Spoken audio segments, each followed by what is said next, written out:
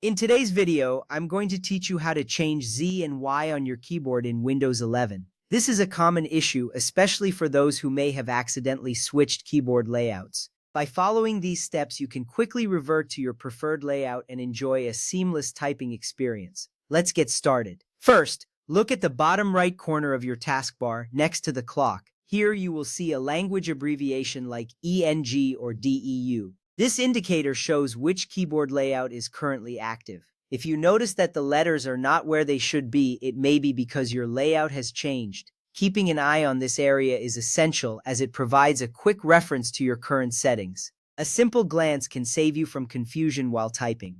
Next, click on that language abbreviation or press the Windows key and the spacebar at the same time. This action opens up a menu of all available keyboard layouts. You will see a list that displays the different layouts you can choose from. If you prefer, you can also toggle through the layouts using this keyboard shortcut. This step is important because it allows you to switch back to your desired layout quickly. From there, select your preferred layout from the list, such as English, United States, QWERTY. When you click on it, your keyboard layout will immediately change. This is a crucial step because choosing the right layout ensures that the keys correspond to the letters you expect when you type. If you accidentally select the wrong layout, you may still face issues with typing, so make sure to double-check this selection.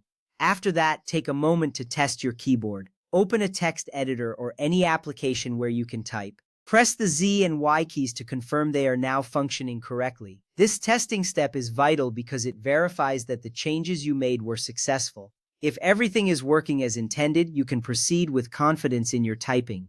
At this point, if you find that the keys are still swapped, you might want to revisit the previous steps. Sometimes it may take a couple of tries to get the right layout. Don't worry, this is common and can happen to anyone who frequently switches between languages or layouts. Just ensure you are selecting the correct option each time.